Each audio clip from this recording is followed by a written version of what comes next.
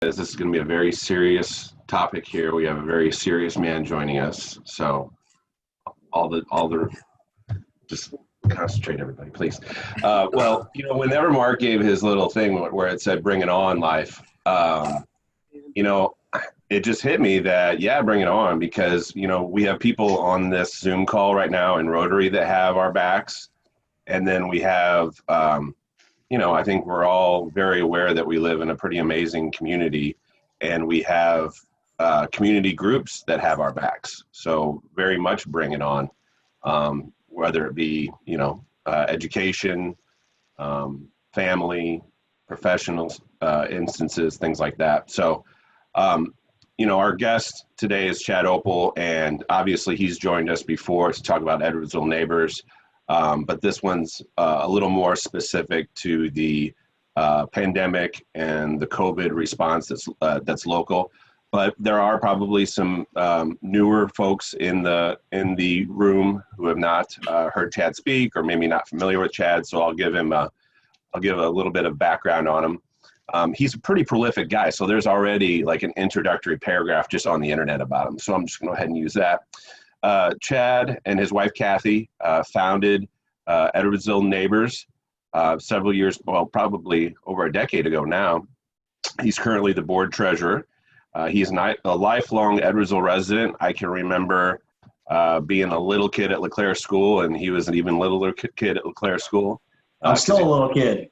Well, yeah, but you were younger than me, so it was just a little kid. Graduated from EHS in 1998, where he was part of the undefeated state championship baseball team.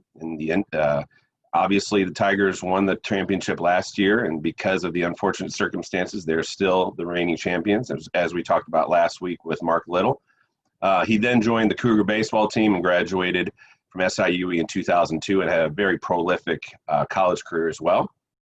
He is a wealth management advisor and managing director for Visionary Wealth Advisors, which is a very philanthropic organization in their own right. His office is here in Edwardsville. Chad serves as the board treasurer for the Edwardsville Children's Museum and also serves on the SIUE Foundation as well. Chad and his wife Kathie have two beautiful daughters. One, Sammy, who is going to be in first grade next year. My daughter Audrey had the privilege of being classmates with her this past year in kindergarten. And then they have a younger daughter, Ellie. So with that being said, Chad, the floor is yours. And what I was telling Chad is, I think that conversation with Mark Little last week was very much back and forth. So I'm going to ask, if there's times where I have questions, I'll go ahead and ask him. And everybody feel free to unmute yourself if you have a question as he goes along. And really, Chad, we talked about it a little bit via text, is, just kind of give us a timeline. I know you were gearing up for your signature event, which happens every year, which is the Taste of Edwardsville, which probably everybody in the community knows about. But kind of go through, obviously all of us were a little uncertain as far as how this pandemic would affect us locally. And then as you became more aware of kind of the gravity of it, how Edwardsville Neighbors responded. Yeah. First of all, John and Tina and all of you, thanks for allowing me to share this lunch hour with you guys and share our story and be a part of your group, your amazing group. It was interesting. Obviously the last 3 months have been a blur to all of us. It's been a whirlwind of changes and craziness that we've had. And it was interesting going back and putting together a timeline was helpful. And it made me really, first of all, it made me really proud of our organization, our board, and our entire community of how well everybody responded and how we've been able to rally and help, rally the troops and help our community as much as possible. Before I jump in that timeline, those of you who maybe don't know about the organization, I'll give you a 30-second clip of who we are and what we do. Like John said, a little over a decade ago in 2009, my stepdad had a stroke, and it was a rare stroke in his spine. I don't think it was actually a stroke. It was just like a stroke, and it caused paralysis from his waist down. And as a family, we didn't know how to help him. So we threw our first Taste of Edwardsville. We didn't really know we were going to have another Taste of Edwardsville. We just threw that and raised money to help him. And we were just blown away by the support of the community and how everybody responded. So my wife and I then decided to continue to fundraise and form Edwardsville Neighbors so that we had resources and money available to families or individuals that live here within District 7 that are going through a medical or an emergency crisis. And so we went right to work that following year, and we had no idea of how people would respond. And I have the picture behind me. This is Maggie. She's my little buddy. She was 2 at this time, and she was battling neuroblastoma, brain tumor, and she was the first official family outside of my family that we helped as an organization. And talk about just like immediately giving life and passion to our team or to our board and saying, hey, this is what we're here to do. We're going to continue to help fundraise and help families in our community. So, back to the timeline, I guess to really set the stage, it's March 12th. We're in a board meeting. We're all still together. It's a Thursday. We as a group would meet the second Thursday of every month. So it's March 12th, Thursday. Schools and businesses are still open, but yet COVID cases were pretty much all over the United States at this time. And we knew, everybody kind of felt like some things are going to happen and we need to start to take some action right away, or at least have a plan. And we made 2, I think, really big decisions that night. First decision, which was a sad decision, and it was to cancel our Taste of Edwardsville event that John had just mentioned, which was scheduled for April 18th. So 5 weeks away, we had to cancel our biggest fundraiser of the year, sadly, but obviously it was the right thing to do. And the other decision we made that night was, if things do continue to progress negatively, that we need to have a plan, because our mission is to help folks in an emergency situation. And this has been an emergency situation since this time.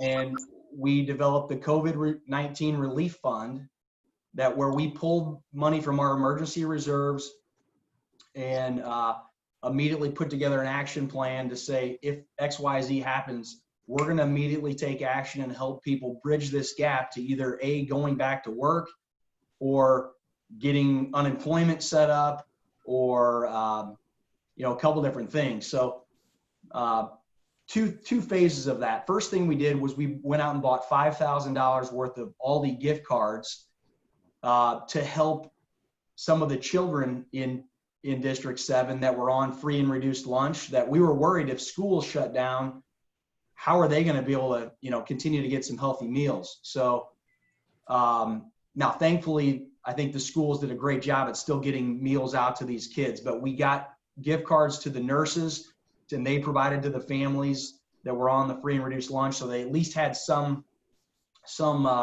initial, bridge that gap to get them some food for that week.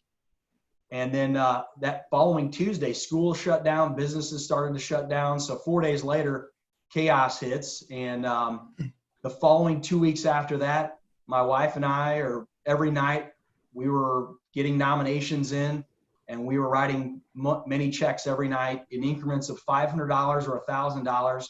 We ended up writing 71 checks over the next 2 weeks to help people that were going through, that were losing jobs, that needed help with childcare, that just needed some time to bridge that gap.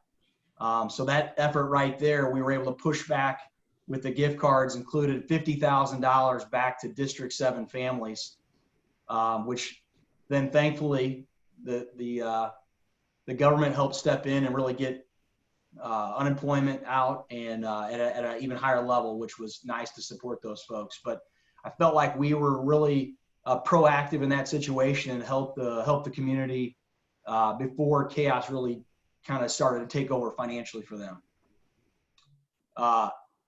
Any questions so far before I guide and then dive into our next board meeting? Any thoughts? We losing people here? I don't know what happened. No, I think somehow the screen got popped off. Okay, all good. You keep going. We can hear you. No questions here. So then we fast forward to our next board meeting, which we did via Zoom on, I think it was April 9th. And remember, we originally had our Taste of Edwardsville scheduled for April 18th. So we had 9 days to our next, basically had a weekend, and then the following weekend was going to be our taste. And, you get some good, energized, community-focused people on a Zoom call like you guys do every week. And we said, what can we do now? We were kind of patting ourselves on the back that we were able to respond immediately to some folks in March, but we said, now what? And of course, you come up with a crazy idea. Let's do the Taste of Edwardsville in 9 days and do it virtually. And on top of that, let's also put together, and instead of doing an auction to raise money, let's do it a buy it now site to where we're helping gather more income to help support these businesses. And every dollar that normally we bring in to help Edwardsville Neighbors families, well, we're going to now take 100% of those profits and give back to the restaurants and all the local businesses that have been supporting our event for the last decade. And it just, I think chaos ensued in our team and myself and my wife, especially over the next 9 days as we were, just having meetings, Zoom meetings and calls with all the restaurants, a lot of local businesses, just trying to do as much as we could in those next couple of days, as well as get the site live, sell tickets. And again, just very proud of our community and all the help that we got throughout that. And we ended up selling out of these virtual taste bags in like 3 days. We sold, I think, 400 families we delivered to taste tote bags. We had 40 local businesses that supported in this Buy It Now site, and ended up generating $45,000 that we were able to give directly back to the restaurants that participated, and then another $45,000 to the local businesses that we sold gift cards or packages or whatever it might be, that we were able to kick back to them. So basically another $90,000 that night. And we used all out of work restaurant folks to help deliver all the food. It was just, and what was cool about it, I think, is obviously the money part of it is very rewarding, and everybody was very grateful, which was awesome. But I think everybody was still in quarantine at that time. Nobody was really allowed to leave the house. And when you start talking to these restaurant owners and these businesses, and then all the folks who participated in the taste tote bags that night, like everybody was fired up because it gave the community something to rally around and something to think about, and just a reason to get dressed up and get out of your PJs and do something fun. So, I look at it as it was a win-win-win. The community wins, the restaurants win, the local businesses win, and it just ended up being a fun night, and we were able to do our part to give back. Well, I'll interject real quick because my family participated that night, and I'm sure several, if not more, families on the call did as well. But I just want to give you kind of a frame of reference. This wasn't just like the person came out and gave you like a takeout bag, like a plastic bag. This was, and what blows me away is this was done in 9 days. I didn't know that. But the packaging, the presentation, the things that were included, the printing that was done was, first class. And I think what Chad says is at this point, I think we were like a month on basically lockdown, where you're literally, my parents, my in-laws weren't allowed to see my their grandkids. And so to have that all of a sudden, and you're making your own meals and getting takeout, and it's just like, it's just kind of nasty. And to have this brought to your house in such a really well presented fashion, and then you're my wife's texting another person to say, what did you guys get? Because we found out that there was 2 sets of meals, and it was like, I was bummed that I didn't get chicken wings from Big Daddy's, but that's life, you know. But, you know, again, it was just like the first time, because we had nothing. We didn't have sports, we didn't have school, we didn't have programs, we didn't have Rotary meetings. And it was the first kind of even glimpse of normalcy in a way. And something like a treat, I guess. And I had heard about the dollar amount, which was, again, amazing. But again, just their group's ability to act so quickly to provide kind of a glimmer of hope to just everybody that participated was, you know, amazing, you know. Well, thanks, John, for saying that. And I appreciate that. And, you know, it's obviously we have, I think, a tremendous amount of community support. You know, it seems like if I shoot an email out to the restaurants and say, hey, I got a crazy idea, they're all on board. If we shoot out a Facebook message on Sunday and say, we're selling a taste bag, you have no idea what's in it. It's $100. You don't know when you're going to get it, but yet we sell 400 of them in 2.5 days. Like we're so blessed as an organization to have this community, but groups like you guys, and just that are willing to just take a leap of faith in what we do. And I think that's at the end of the day, that's what makes my wife and I and our team put a top level effort into delivering a good product, because your expectations are high of what we do, and we want to make sure we deliver on that at all times. And end up being just a fun night. Matter of fact, I had no idea we were even going to pull it off. Honestly, Michelle Motley, who all of you probably know, she and I were up till I think 3 a.m. the night before, trying to develop a delivery route of how are we going to get these tote bags delivered with 25 drivers to 400 houses. And it was pretty comical, but up to the wire, we're still putting it together. And then due to the number of people, we decided to stage it at Big Daddy's and at Foundry, and all of their teams, and they did a phenomenal job at trying to stage all these things, and all the restaurants did a great job at the timing of getting it there without overlapping and being on top of each other. And just we did it in a quick and amazing format, but everybody was safe, and just very thankful that it all was able to pull out in a very positive way. So John, I really appreciate that good feedback. Not a problem. You deserve it. So what do you, we're at, I guess, sort of a crossroads where, I think locally we haven't been hit as far as obviously some of the nursing homes got hit hard. But, as far as cases, outside of nursing homes, it's relatively low. People are slowly going back to work. Are you still seeing some need, or has it leveled off, or what's the kind of the current, pulse as far as the need out there?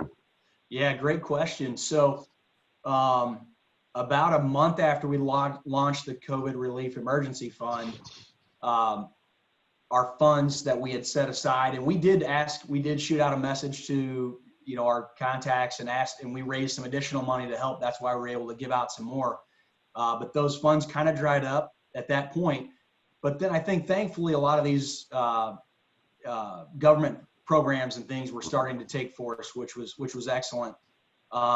So we haven't had anybody reach out really since and say, hey, we're now in bad shape, or we need help. But that's what's crazy. We actually have a board meeting. We're kind of off track a little bit due to some things, but we have a board meeting scheduled next Monday. And it's crazy. We're going to probably go back to work and say, what's this next phase 3 look like, and what do we need to be ready for? And who knows, we're probably just going to have to tackle it as things pop up. As the world gets back to somewhat normal and things happen, we have no idea, but all we can do is continue to just just fundraise and make sure that we're armed and ready, that when these emergencies continue to strike, that we're going to be ready to go right to work. And I will again say kudos to our board of, thankfully we had built up a pretty sizable emergency reserve. And to be totally honest, I kept saying, we probably don't need to have such an emergency reserve. And a couple of board members are like, well, what happens if we don't have a Taste of Edwardsville one year? And I kind of would laugh. I'm like, well, what would cause the taste to not happen? Like, if there's bad weather or something, we'll just push it to the next month. Or people, hopefully, I don't think people are going to stop showing up. I don't know. I think we're fine. And who would have ever predicted that this kind of thing would happen and cause this to happen? So thankfully, we had enough capacity to really still put ourselves in a good financial position now, that where we can continue to help, but where we were also able to add significant impact to District 7 immediately a month ago or 2 months ago.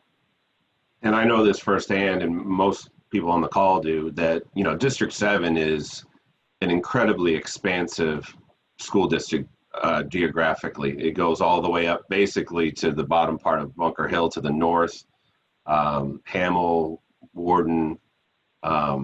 So obviously, there's probably need in Edwardsville, Glen Carbon, but there's also communities that are out on the outskirts that, this community helps as well, or this organization. So, it's, even though it's called Edwardsville Neighbors, you guys help communities, at least 5 municipalities. Yep. So that's wonderful. Question, I remember whenever you had called off the first, or you originally called off the taste, I think you had said it had been rescheduled for later in the year. Is that still probably, it's got to be up in the air, but what are your thoughts as far as, do you think that there will be one, if things go perfectly the rest of this year, do you think there still could be one, or do you think it would probably be in April or May of next year that you would have your next physical one? Yeah, that's a great question, John. We did reschedule it. I was trying to look down at the date. I thought I'd made a note. I think it's September 18th or around there. It's September, and obviously I'm an optimistic guy, so I'm going to continue to be optimistic that we would still be able to have that. But unfortunately, my gut and probably all of your guts are saying that's not going to happen, and we're just going to have to push it to April of next year, and let's just keep our fingers crossed that we're able to, have it in April of next year. And if not, it's going to be a sad time. But we'll do what we do, and just businesses and charities and other folks who are trying to find new ways to be innovative and creative and continue to do what we do. You'll just have to do more online ones. That's all. Just have to do 2 virtual ones a year. Hey, I'm not going to lie. The virtual one was a little chaotic for a week, but it was a lot less work than building out that Taste of Edwardsville in the tent and doing all that stuff. Like, I'll do a virtual one all every year if everybody's good with that. If you guys and the participants get the hang of it, it might just be, you don't have to spend all that money on taxis afterwards, or because their group was so first class that if you bought a certain ticket, they would provide vouchers for your Uber ride home. So, they covered all the bases on their events. So what are your thoughts on tell us about your other event that happens in November and kind of what your thoughts are as far as that. Yeah. So we also, our second major fundraiser is a 5K on Thanksgiving morning called the Edwardsville Turkey Trot. We've been very blessed. The community supported us in that way, in a very huge way. And I thank all of you for that. It's grown to become the largest 5K in our community. I think last year we had around 1,600 participants that morning. And that's another, I'm super nervous. I'm not optimistic we're going to be running on Thanksgiving morning, but I think the next month or two, a lot of information is going to come our way, and hopefully it'll all be positive. And right. We'll do what we can to see about making that event a go. And if we might have doing a virtual taste or a virtual turkey trot 5K somehow, or canceling it, or who knows. Well, that would work perfect for me because I'm in charge of the turkey and the stuffing on Thanksgiving morning. So I would love to do a virtual turkey trot from my kitchen. There you go. have a Bloody Mary, you know, while I'm doing this virtual turkey trot, but you know, we'll see. We'll Love see. it. You get a lot of support, I guarantee it. So, Oh, thank you. Thank you. Does anybody else have any questions for Chad as far as anything Edwardsville Neighbors related? Yeah, I have one. Yeah. Yes, sir. Well, hey Chad, how you doing? I'm great, Masanda. Good, good, good. So, how do organizations like Edwardsville need get updates from government officials about the phases and the practical protocols that we have to do? I'm sorry, say that again. I'm not sure if I understood your question. Okay.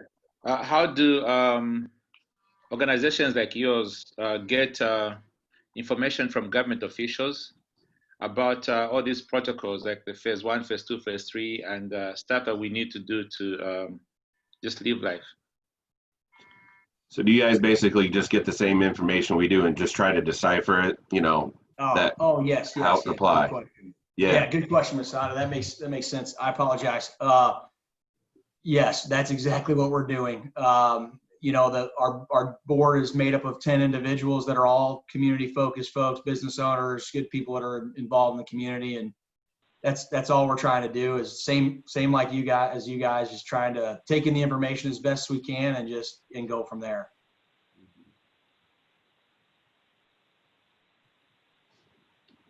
Any other questions at all? Chad, Kevin Bird here. Tell us some of your other, you know, just favorite stories of people that you've helped, and you can leave names out or whatever else, but like, you know, like when you get a chance to really know someone and help a family, like those are stories that, you know, feel good, especially, put some light into, you know, what the organization has done. Yeah, I appreciate you asking, because honestly, Kevin, good to see you. You got your hair growing out a little bit there too, big guy. I like it. Need to get that barber appointment done. There you go. You know, it's amazing, and we start tallying up. We've lost count of how many families we've helped, either by adding support or through care packages or Christmas efforts through or things like this. But it's the best part of what we do. I think as people come to our events, they have a good time. They kind of understand what we do, and then people inquire about joining the board. And then when they get on the board, then they get to go out and get to go out and visit with these families and learn their stories, and they realize how impactful it is. And you know, the one with Maggie behind me is always going to be my favorite story, because I mean, I'm surprised I really didn't cry when I put her picture up earlier. I started tearing up. She's that impactful to me. But it's amazing. I mean, I think you guys all probably remember Sam. He was involved with unfortunately he's passed away, but he kind of helped start and create the I'm drawing a blank. What is it? Somebody help me. Go for gold. No, what is it? I'm Pay the town gold.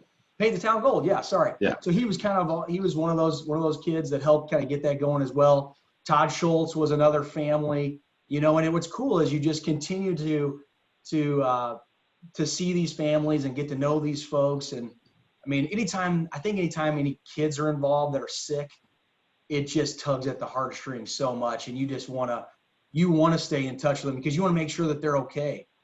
And the sad part is we've had probably a dozen either kids or adults that we've helped over the years pass away, maybe more.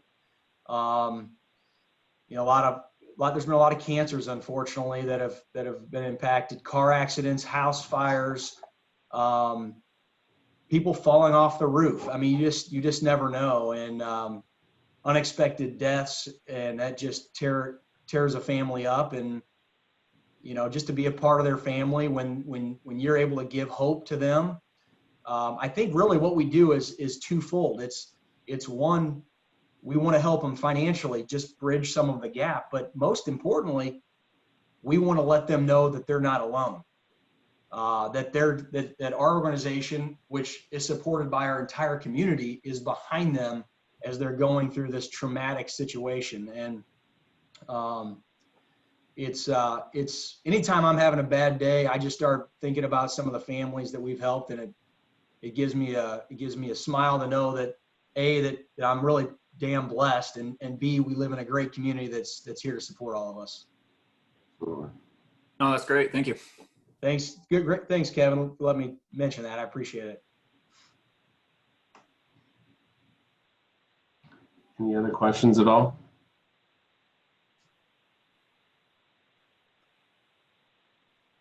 I don't know. Well, thank you guys so much for all you guys do in the community. Thanks for the support. Thanks for letting me be a part of your time today. And I apologize. I know, John, you said, hey, about 15 minutes. Sorry, it took about 30. No. You're fine. You know Mark Little. He was on last week. He talked for like 50 minutes. He couldn't stop the guy. I would have loved to have been on that call. That was probably, yeah. I would have. You know what? There's a video of it. I'll forward you the link of it. Oh, yes, please do. That would be awesome. Yeah, that was good. He was my hero growing up as a kid. Oh, man, he was awesome. Mine as well. I saw Tina has an Edwardsville Neighbors cup, and which reminds me, I have right here, get it, my Edwardsville Neighbors sticker, which is up in my office. Thank you, sir. Yes, no problem. I love it. Well, thanks. I mean, I don't think there's enough thanks in the world for everything that you and your wife and your team, your board does. So, I mean, I know you're a humble man, but just the things that you do represent, but not only do the things that you do, but you also kind of represent, again, in a pretty amazing community that rallies together. And Mark put it best at the beginning, bring it on, because we got people, that have our backs, and just so many different ways. So thanks so much. No, thank you guys. Appreciate it. Thanks for having me. Yes, thank you, Chad. And I can't believe that you put that together in 9 days either, because it was exactly what you said it was. It was perfect for the time. I wanted so bad to have life normal, and I know as everybody else did, and you gave us just a little taste of what normalcy is. The food was amazing. Just like you said, John, the packaging, I was so impressed. Mm-hmm. I was waiting for them to deliver it, and my husband didn't know I did it, and he loved it. He this, and yes, I realized not everybody got the same food. No, that was the best part, though. I know. I was so happy with mine, but I'm like, and that was even better. I mean, it was very cool, and the music and it was a party, and we all need a party. Though I would love for you to. I remember going to your events before I couldn't get a ticket because they sold like that now. So now I have to really be on it to get in there. So hopefully you'll be able to have it in September. If not, then I'm going to have my finger just waiting. Right. So thank you so much for all you do for the community. It makes me more happy to live where I do. So, Tina, there's a way, Tina. Uh-huh. There's a way that you can make sure you guarantee tickets. You need to become an Edwardsville Neighbor member. You know what? I believe I signed up for that. All right. After that, because I'm like, you know what? This is too cool not to be a part of. So I don't know. Just put that one in there. But yes, I absolutely want to be a part of it. So,